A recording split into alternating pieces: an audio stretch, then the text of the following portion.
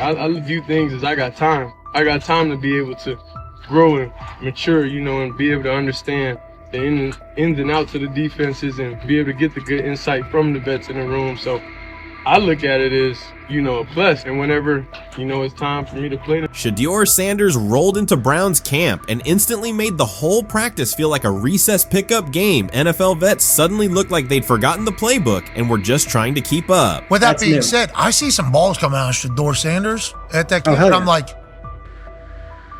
kind of looks like a guy. Yeah, I'm reading. He can sling it. Read the team. I see him, some of the veterans, how they talk to him, mic'd up, see what he's doing in the community. Yep. Talking about Njoku there? Njoku, Mike Nebb.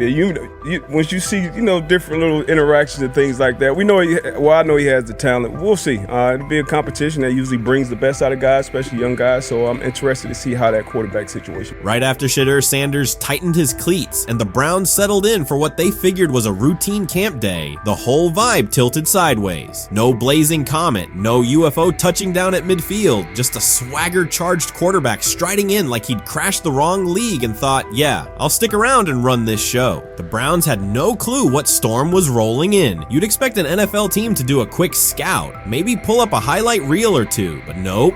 They greeted Shedeur with a shrug, only to watch him seize the field on snap one and run the whole operation like a seasoned pro. First and foremost, he's been the best quarterback in camp. Now look, Joe Flacco ain't had many opportunities. There was a whole day I saw he didn't throw the ball at all.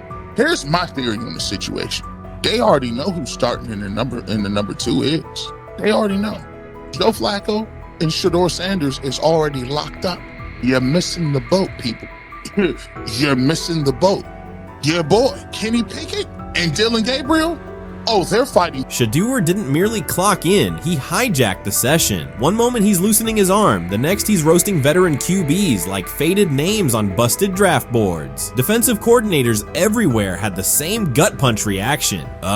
His pocket poise? Straight disrespectful. His timing? Psychic. And every pass left his hand like it was laser guided to its mark. While Shedeur Sanders was slicing up routes, the Browns secondary looked less like an NFL backfield and more like a gaggle of dads sprinting through a Saturday fun run. Big on enthusiasm, short on closing speed. Coaches fought the urge to slam the emergency horn. Players traded wide-eyed, "Are we serious?" stares, and someone even double-checked that a hidden camera crew wasn't about to pop out of the tunnel. But nope, this was pure Shedeur. Half cold-blooded surgeon, half highlight factory. He wasn't dropping a casual "I'm here," he was crafting a masterclass. From the first rep, the tempo changed. Shedeur Sanders accepted the snap with steady footwork, diagnosed the Browns' single high shell, and delivered a tight window seam route that forced the free safety to recover late. Throughout the period, he manipulated leverage with quick shoulder fakes, moved through full field progressions, and released on time from a balanced base, consistently putting the ball on his receiver's upfield shoulder. Cleveland's coverage struggled on multiple fronts. Safeties hesitated between deep half responsibilities and underneath support, creating voids at 15 to 20 yards. Cornerbacks and off-man were caught in trail position when Sanders used rhythm throws on 3-step drops, while those who tried press technique had their inside hand neutralized by his receivers' outside releases. Linebackers widened to match shallow crossers, leaving the middle hook unguarded for pivot routes and option digs. One corner attempted a line of scrimmage jam. Sanders immediately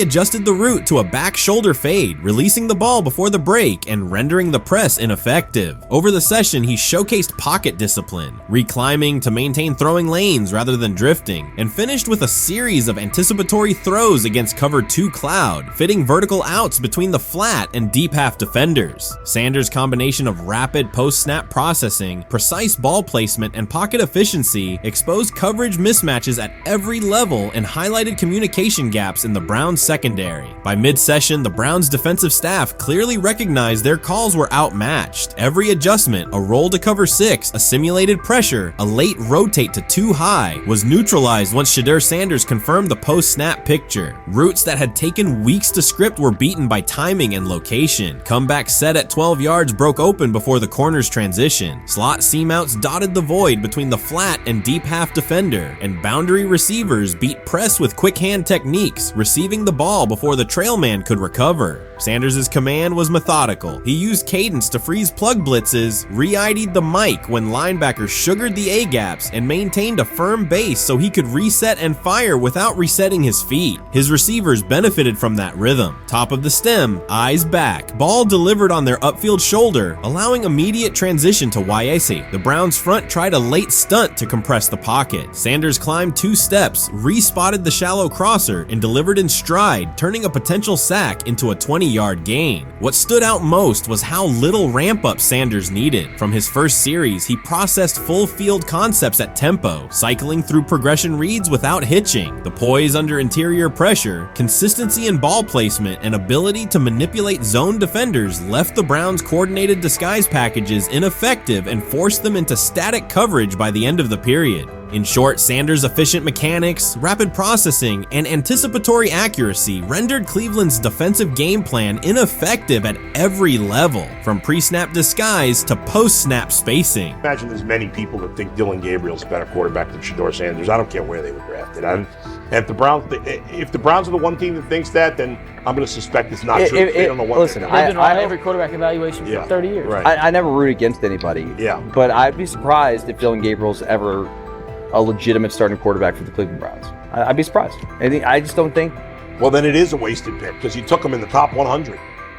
Yeah, but potentially. Yeah. May get away with it because of Shedeur. An edge rusher chirped at Shedeur Sanders between snaps, hoping to shake his rhythm. On the very next play, Sanders answered with a 30-yard laser, a deep dig from the boundary side that split the single high safety and the trailing corner. He hit the top of a 5-step drop, kept a firm base, and delivered on time to the receiver's outside shoulder, turning what should have been a routine rep into a sudden change explosive. From that moment on, every coverage wrinkle the Browns tried, rotating from cover 3 to quarter half, flashing a Tampa 2 shell, mugging both A-gaps, was met with a precise counter. When corners pressed, Sanders adjusted the route to a back shoulder fade. When safeties widened, he checked to a glance post. When linebackers bailed, he found the running back on a delayed option out of the backfield. Even late simulated pressures couldn't move him off his spot. He simply climbed, reset his feet, and fired. As Cleveland's defenders rotated through checks, Sanders manipulated them with cadence and eye discipline. He froze weak side safeties long enough to create intermediate windows, then feathered the ball into those lanes before help could arrive. When the Browns finally dropped 7 and matched every route, Sanders tucked the ball and converted 2 separate 3rd and 6 situations on the ground, reminding everyone that his mobility is as calculated as his arm. By the end of the session, the defensive coordinator's call sheet looked obsolete. Sanders had neutralized blitz looks, exposed spacing issues in zone, and forced the unit into static base coverage just to survive the period. It wasn't a camp drill anymore. It was a clinic on timing, processing speed, and controlled aggression, delivered snap after snap by a quarterback who never needed a warm-up lap to own the field. They never planned on taking him. The problem is, like Ocho Cinco said, you got somebody that has endeared himself to the locker room. And guess what? The difference between him and Tim Tebow, the biggest one, is he can play. He can throw the ball. Tim Tebow running around being an H-back. He can throw the ball. And he's done everything he needs to do. He ain't saying nothing. He ain't rocking the boat. He ain't mad about the reps. He ain't mad about none of that. All the people out there want to see is this, like Tyler said earlier. We want to see what he can do with Jerry Jeudy. That's it. I want to see what he can do with David Njoku. I want to see him with Junkins. I want to see him with the first running backs. If you are cooking, if you are beating down the doors with the 3s and 4s, guess what? You deserve more. From the first team period on, Cleveland's secondary looked a step slow. A deep third safety hesitated on a post-snap rotation, leaving Shedeur Sanders free to climb the pocket and fire a 22-yard out that arrived before the defender could plant and drive. The supporting cast around him, players fighting for roster spots, not Pro Bowl invites, benefited from his command. Sanders used tempo to control the defensive front, altered protections at the line, and located throwing lanes so quickly that one receiver didn't register the catch until he crossed the goal line. As the Browns tried new personnel groups, coverage busts multiplied. So the Shedeur Sanders, I want to talk about this.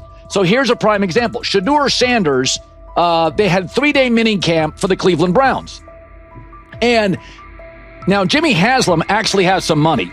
The Bengals owners and the Rooneys are near the bottom of the league in net worth.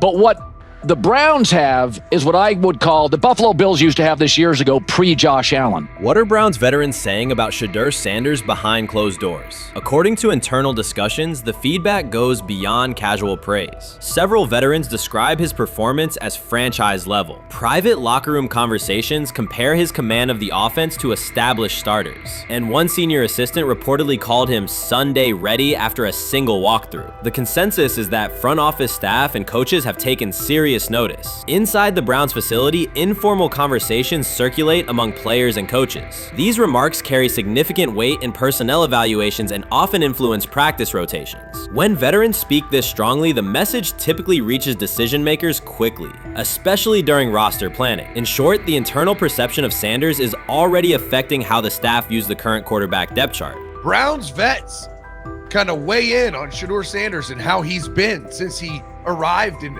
Cleveland, in Pound Town. And I think it's very, very important that we discuss it, because it'd be really easy for these vets to, this wasn't like a on-the-record interviews. This is just kind of back channels into what the vets are saying, the rumors, but the sources telling us.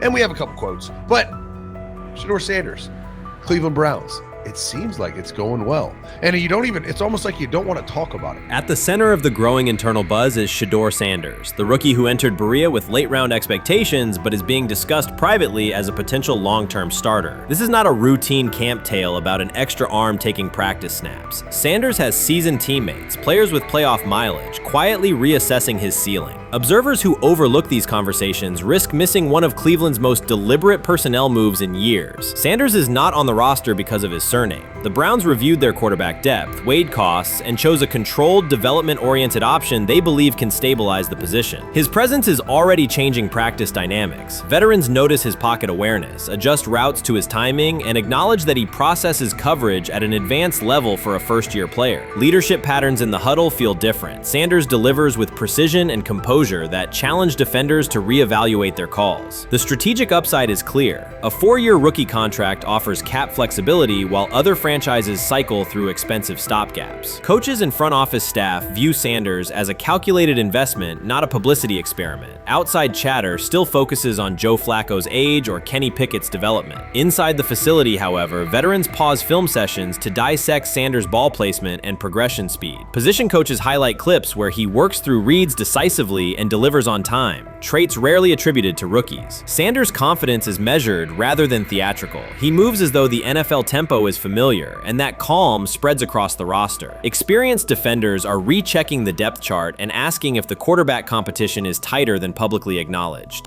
Great kid, and whether it's a following that he's earned, I mean, that's something that he's done a great job of interacting with fans, and but he is a great kid. You guys will get to know him more. He's working like crazy, just like all the guys.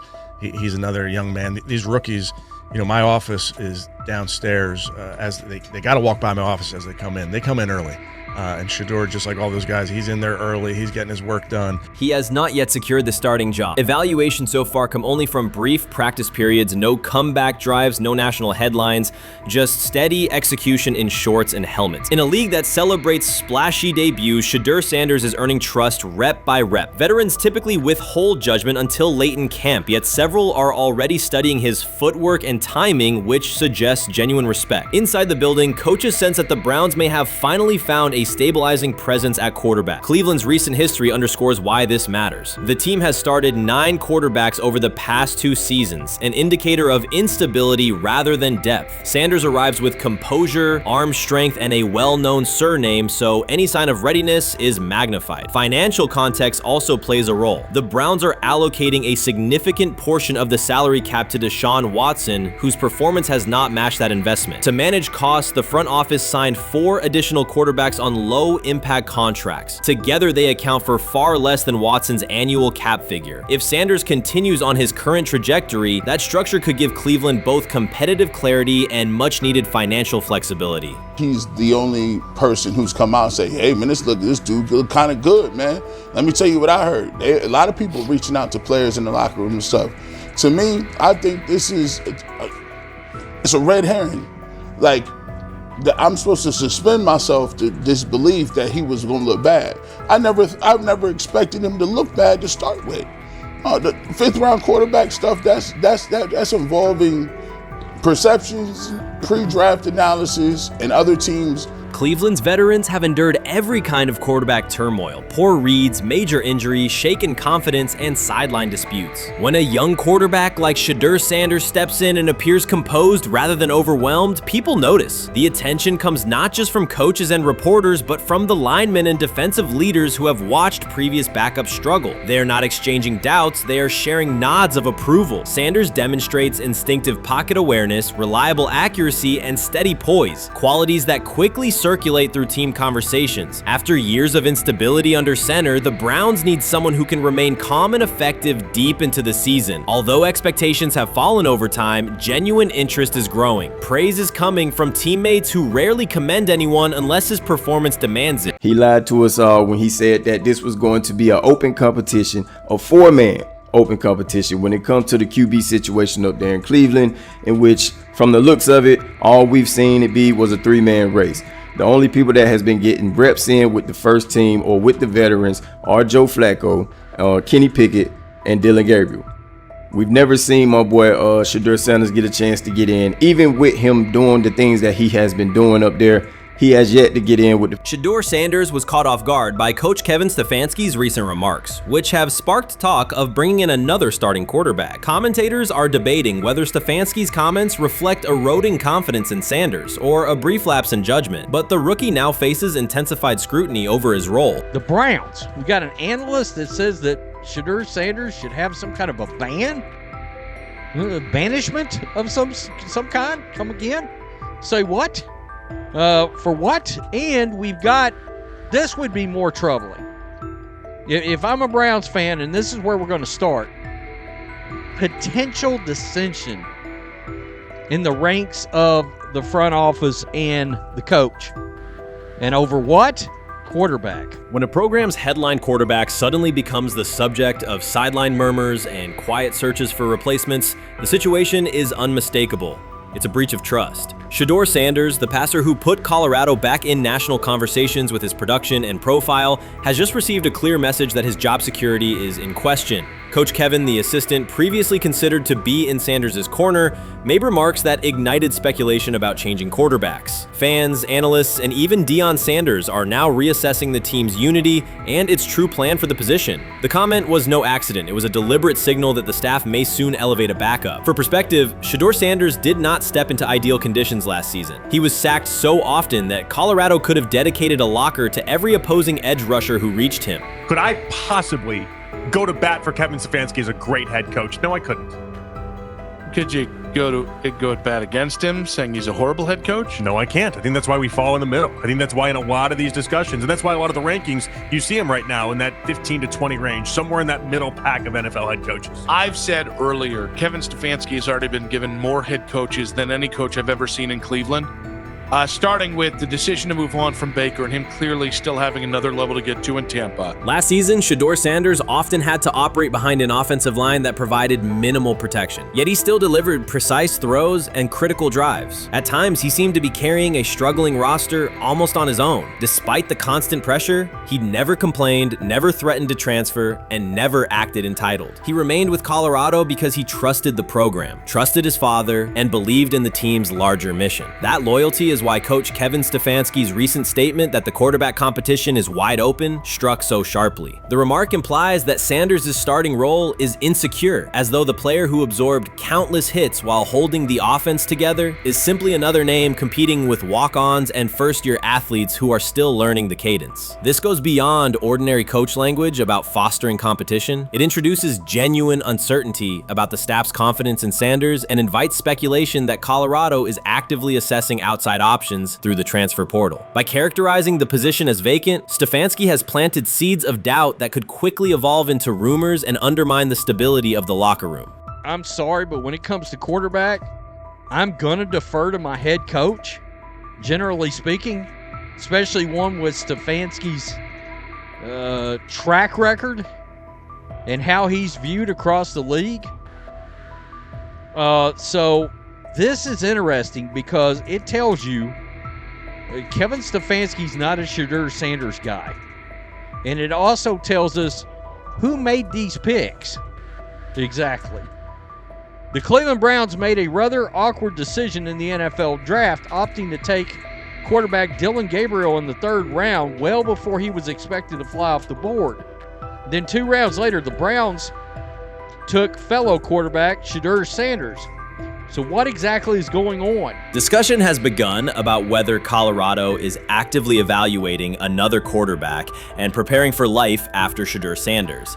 Analysts are debating whether Coach Kevin's move is calculated strategy or a misstep that jeopardizes team stability. Sanders remains a top NFL prospect, Deion Sanders' son, and the program's public face. His highlights dominate social media and his jerseys outsell the team's victories. Yet he is once again being asked to reaffirm his position. The issue is more than routine roster management. It intersects with the family dynamics that shape the program. By portraying the quarterback job as open, Coach Kevin signals to both Shedeur and Deion that the staff is willing to move on despite Sanders' stature. For Shedeur, sitting through film sessions while hearing talk of potential replacements adds an unwelcome layer of uncertainty to an otherwise proven resume.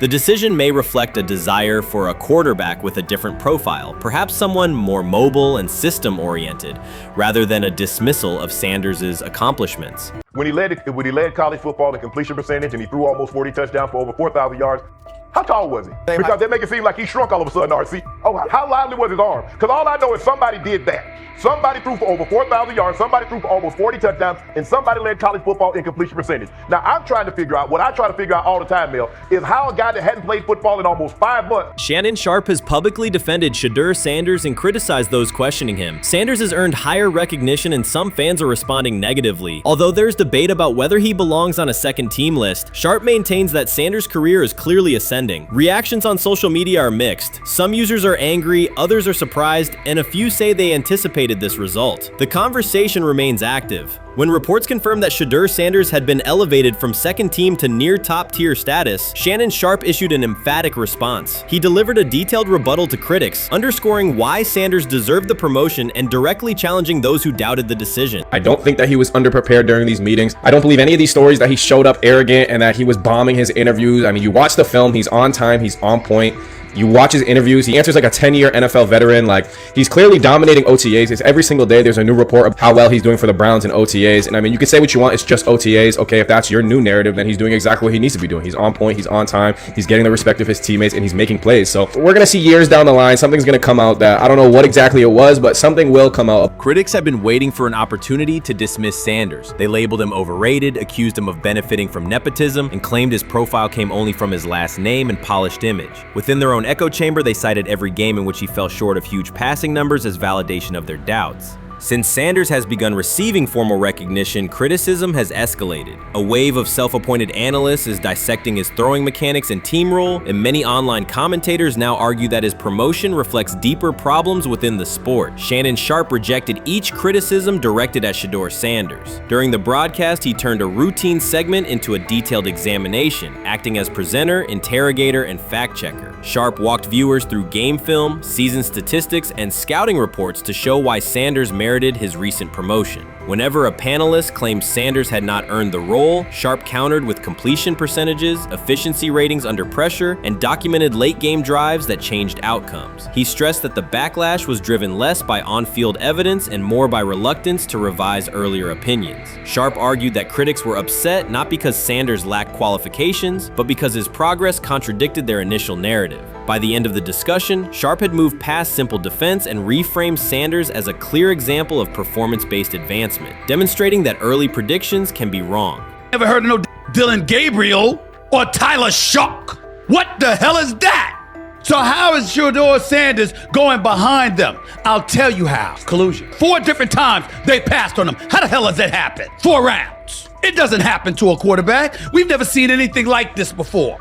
Shedeur Sanders with the watch. Shedeur Sanders with his bravado. Shedeur Sanders with this supposed arrogance or whatever. Shedeur Sanders' advancement did not happen by chance. While detractors questioned his resume online, he continued to prepare, attend every practice, and deliver accurate throws under pressure. The contrast between his output and the complaints directed at him has been stark. Some critics even argued the selection committee was, quote, biased toward performance, as if rewarding strong play were improper. Rumors quickly followed. Certain commentators speculated that a public relations push from the Sanders family must have influenced voters, suggesting everything from coordinated media strategies to alleged favors for coaches. None of these theories addresses the basic point. Sanders earned his promotion through consistent production, poise in the pocket, precise ball placement, and efficient decision-making. Shannon Sharpe highlighted these facts during his response. He noted that Sanders' performance metrics justify the recognition and emphasized that resistance to the move stems more from prior prejudice than from substantive evaluation. For Sharpe, the goal was clear: present the data, challenge unfounded claims, and correct the narrative. The discussion therefore became a broader statement about acknowledging merit and abandoning outdated assumption. Colin Cowherd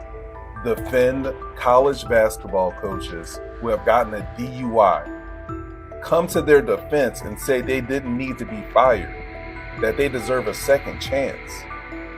But Shedeur Sanders drives 40 miles over the speed limit, gets a one-on-one ticket, and Colin Cowherd comes on his show today and says he's out on Shedeur Sanders. He's seen enough. He can't support him anymore.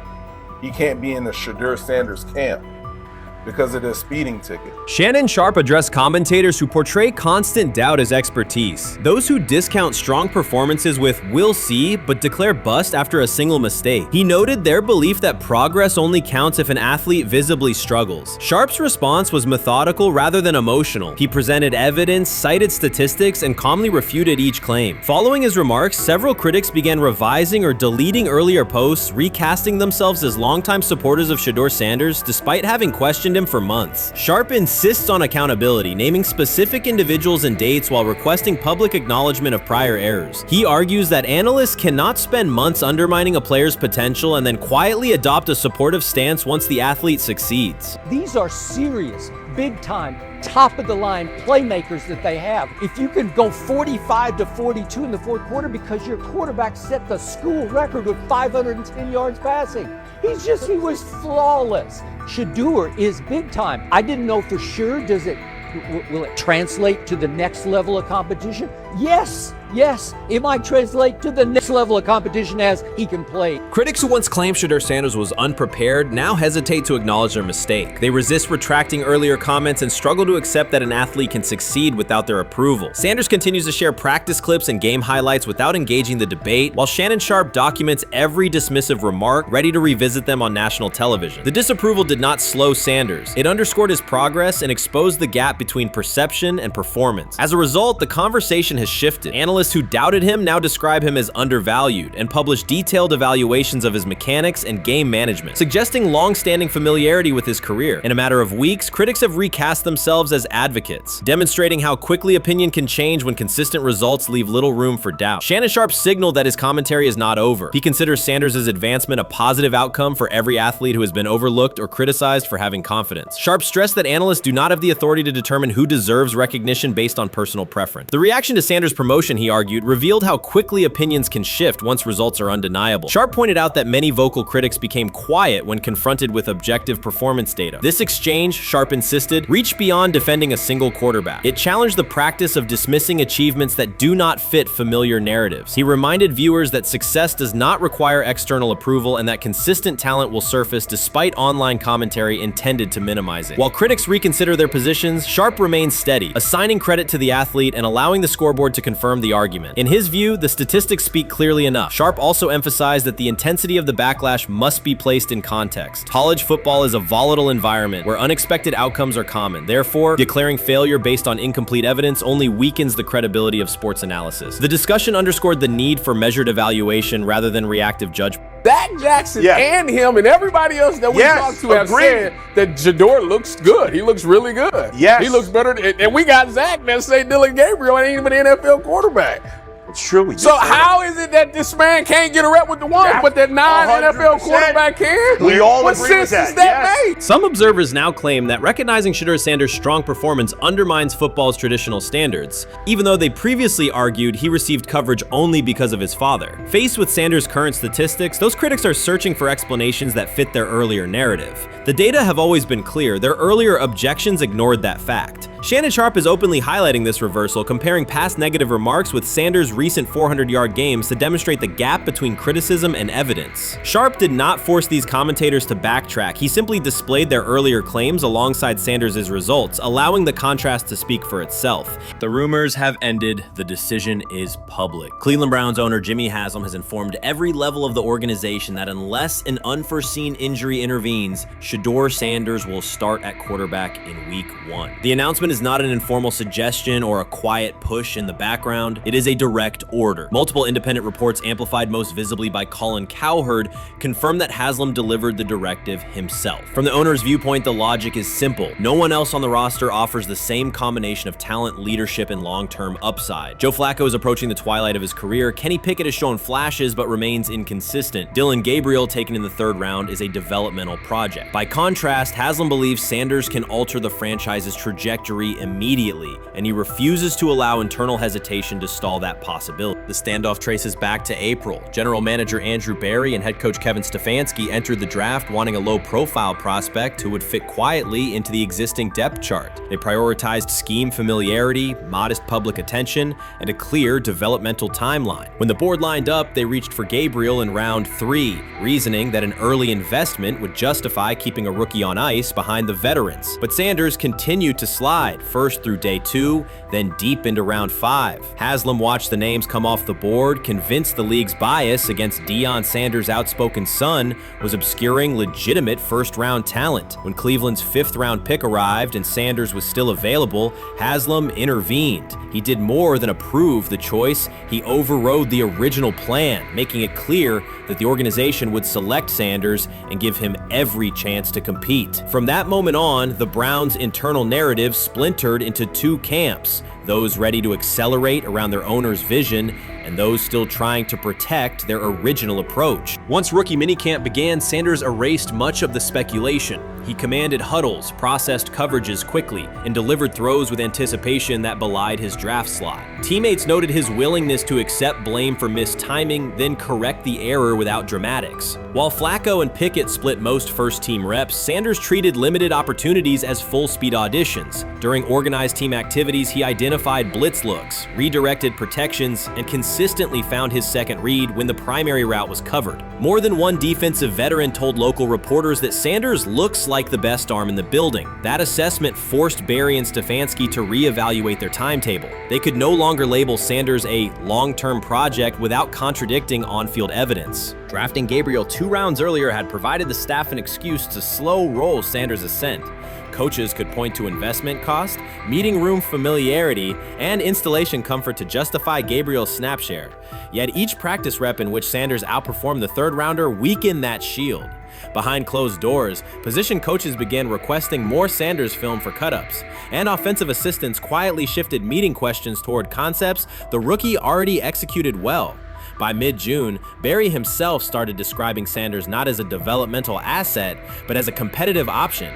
Those subtle linguistic changes signal the front office's recognition that the narrative had moved beyond their control. Haslam's history with quarterbacks is well documented. His pushes for Johnny Manziel, Baker Mayfield, and Deshaun Watson were high-visibility swings, each driven in part by a desire to generate excitement as well as wins. Critics highlight those choices to question his evaluation track record, yet Haslam perceives Sanders differently. Where Manziel carried off-field concerns, Sanders brings a reputation for professionalism. Where Mayfield's leadership style divided veterans, Sanders' approach has united receivers. receivers and linemen. Where Watson's trade involved unprecedented controversy, Sanders arrived at minimal draft cost. Haslam sees a rare chance to capture star potential without mortgaging the future, and he is unwilling to cede that upside to cautious pacing. Cleveland's supporters, weary of revolving door quarterbacks, have rallied around Sanders with unexpected speed. Sales of customized Sanders number 2 jerseys surged within days of rookie minicamp. Training camp ticket requests spiked once local media circulated videos of Sanders making NFL-caliber anticipation throws during 7-on-7 periods. The mood in Northeast Ohio has changed from tentative hope to active belief. Longtime season ticket holders who once shrugged at preseason storylines now debate Sanders' footwork at neighborhood barbecues. Social media engagement for Brown's content has climbed, driven by highlight compilations of the rookie threading seam passes between linebackers and safeties. All of this places Kevin Stefanski in a fragile position. If he opens week 1 with a veteran starter and the offense sputters, criticism will be swift. Each stalled drive will be interpreted as evidence that he ignored the owner's edict and the fan base's intuition. Conversely, if he names Sanders the starter solely under pressure, any early struggles could be framed as proof that Sanders was rushed, further exposing Stefanski to blame. The only sustainable solution is conviction. Either stand behind a veteran with clear strategic reasoning or embrace Sanders fully and structure the offense around his strengths. Splitting the difference, rotating series, delaying first-team reps, or using vague competition language will satisfy no one and likely jeopardize locker room clarity. Sanders' personal approach has reinforced Haslam's confidence. Instead of taking post-draft downtime,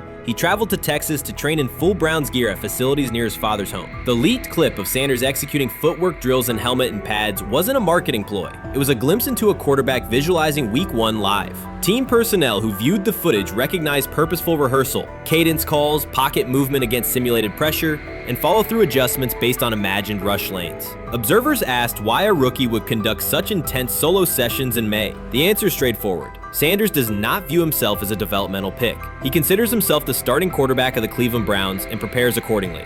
On pure ability, Sanders' arm strength ranks with the league average for starters. His accuracy to the intermediate middle, an area where the Browns' current scheme generates high-leverage completions, has drawn consistent praise from receivers. The primary areas still under review are blitz recognition and live bullets and timing on deep outbreaking routes versus press coverage. Those developmental checkpoints are significant, yet daily practice reps show acceleration. In contrast, Flacco's mobility limits the boot action game that Stefanski installed to help Mayfield early in his tenure. Pickett can extend plays, but struggles to attack tight windows between linebackers and safeties, an essential requirement in Cleveland schematics. Gabriel remains an unknown at NFL speed. Thus, the competitive landscape favors Sanders sooner than the coaching staff originally planned. The franchise now stands at an inflection point. Haslam's mandate, the locker room's growing support, and the fan base's enthusiasm all tilt towards Sanders. The front office's earlier strategy, anchored in patience and quiet development, is increasingly untenable. Barry's shift in messaging indicates grudging alignment, but final authority over the depth chart rests with the coaching staff, unless ownership directly intervenes on game day decisions. A move rare, but not unprecedented in the NFL. Should Stefanski align with the owner and name Sanders the starter before preseason concludes, he can claim proactive vision and tailor the offense through training camp. Should he resist and open with a veteran who falters, he risks rapid loss of credibility and possibly his position. Either path carries pressure, but only one aligns with the momentum sweeping through the building.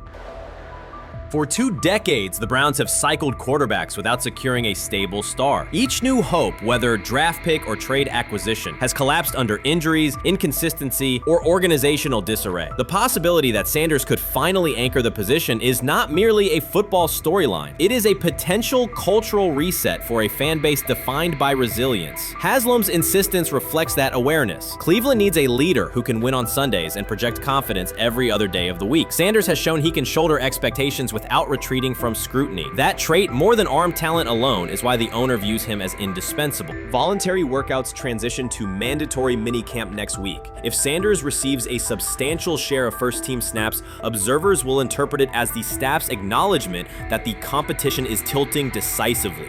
A public declaration may not follow immediately, but every rep allocation is a signal. If, however, the staff continues funneling most top unit snaps to Flacco or Pickett, tension will escalate. Local media will question the evaluation process. National analysts will debate the merits of letting a rookie learn through live action versus controlled practice. Inside the facility, players will recognize any disconnect between performance and opportunity, and unity could fray. The Browns have reached a decisive moment. Shedeur Sanders has demonstrated the skill, poise, and work ethic to justify starting in Week 1. Jimmy Haslam has publicly positioned him as the future, and by implication, the present of the franchise. Kevin Stefanski and Andrew Berry must either endorse that vision or brace for the consequences of delaying it. For Cleveland fans, the significance is clear. A legitimate chance to exit the cycle of quarterback uncertainty and rally behind a signal caller capable of commanding the field and galvanizing the city. Whether that opportunity is seized promptly or postponed will define the Browns' 2025 season and likely the tenure of the decision makers involved. Shedeur is lighting it up in practice every day. You're not even a half bit curious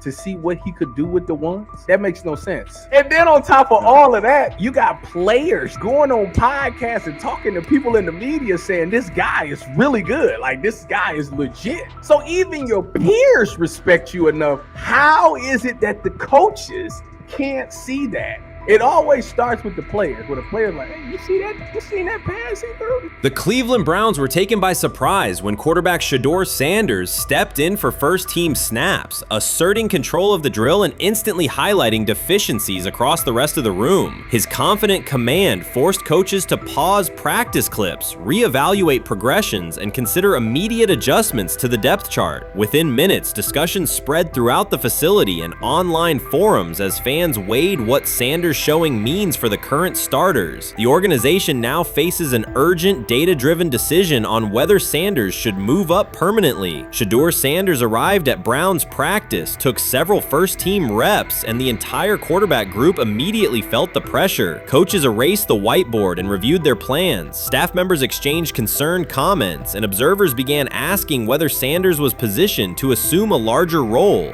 Tony, every year we see at least 1 to 2 teams. They were in last place in their division the year before. No one thought they'd be good, and then they were good. It almost seems like no one's even assuming the Browns can be that, but we see it happen every year. And I get the quarterback stuff, but like, correct me if I'm wrong, Tony. The Browns are trying to run the football, play good defense, not turn the ball over in the passing game, and try and take advantage when they can, correct? That's what they're trying to do. That was the 2020 offense. The Cleveland Browns are still searching for stability at quarterback. Deshaun Watson is yet to deliver consistent starter-level production that justifies his contract, and each game renews doubts about whether he can regain peak form. Behind him, rookie Dorian Thompson-Robinson shows promise but remains inexperienced and unpolished. Coaches are evaluating alternatives each week and may need to adjust the depth chart if progress stalls. The roster around them is built to contend now, so ongoing uncertainty under center is increasingly costly. As we talk about, we do believe in best player available. We do believe in positional value, and we didn't necessarily expect him to be available in the in the 5th round, and so we love adding competition to every position room and adding him to compete with the guys that are already in there. We felt like that was the appropriate thing to do. The Browns quarterback group is unsettled. Deshaun Watson has yet to provide the reliable, high-level play his contract demands, while rookie Dorian Thompson-Robinson remains promising but unpolished. Depth behind them consists mostly of veterans whose experience lies more in holding clipboards than leading offenses. The coaching staff needs an immediate answer, not a 3-year development project. Shedeur Sanders enters as that potential solution. At Colorado, he passed for more than 3,200 yards despite working behind one of college football's poorest offensive lines, consistently demonstrating poise, quick processing, and accurate ball placement under heavy pressure. Film shows steady reads and disciplined footwork, traits that offset concerns that his profile is built on family name or media attention. Cleveland viewed the signing as a low-risk, high-reward move. Early in camp, Sanders received a handful of first-team snaps intended merely as an evaluation. Those plays quickly changed practice tempo. The ball came out on time, receivers hit their landmarks, and the defense struggled to adjust. Coaches immediately expanded the review using phrases such as evaluate every option, an indication that the depth chart was no longer fixed. Watson sensed the scrutiny. Thompson-Robinson increased his urgency. Within minutes, competition in the quarterback room intensified. Sanders repeated that performance in subsequent sessions. His footwork remained clean, progression sharp, sharp and throws firm and precise. Each strong rep forced staff to reassess the plan to keep him buried on the developmental track. The broader context magnifies the pressure. Cleveland's roster is built to contend now. Fans are weary of quarterback turnover, and the front office cannot afford another costly misstep under center. Around the league, rookie passers rarely wait multiple seasons anymore. Joe Burrow, Justin Herbert, CJ Stroud, and even late pick Brock Purdy established that precedent. If Watson opens the regular season and struggles, public calls for Sanders will grow, especially if the rookie flashes in preseason. Alternatively, another team could attempt to acquire him if Cleveland hesitates to elevate his role. Each scenario underscores the same reality. Sanders' emergence has turned a routine camp evaluation into a critical decision point for the franchise. And we saw Dillon Gabriel go 11-11 with the first team, Shedeur Sanders go 11-11 with the second unit. So that was really the big wrinkle today. Yes, and of course, it was the first time that we have seen Shedeur Sanders get any of those coveted 11-on-11 reps. Of course, again, it wasn't with the first team offense or against the first team defense, but it's progress. And that means that he's going in the right direction, that the arrow is pointing up. He's coming up the learning curve. So that's good for him. And I actually thought just overall, he had a better day than Dillon had today. He completed more passes. He was more on point. In fact, in that 11-on-11 period, he threw a near touchdown. Desperation can push franchises toward aggressive decisions, especially when their quarterback options appear unconvincing or outdated. One scenario now emerging is that Sanders earns enough confidence to take full preseason reps with the starters, forcing Cleveland to revisit a depth chart it believed was settled at the beginning of July. His practices demonstrate that the excitement around him is grounded in measurable performance. Accurate, high-velocity passes against first-team defenses, and confident command of the huddle. Each strong outing also heightens league-wide interest. Rival scouts adjust evaluations, and general managers revisit their notes, aware that a viable young quarterback may soon become available. Inside the facility, the personnel staff must balance short-term results with long-term roster planning, knowing that an early move could reshape salary cap allocations and locker room dynamics. The pressure on Watson and Thompson Robinson escalates accordingly. Both must produce visible progress to maintain their current roles. Cleveland's recent history shows how quickly promising quarterback situations can devolve into controversy. The franchise has turned potential breakthroughs into organizational turmoil before, so observers remain cautious about how this competition will unfold.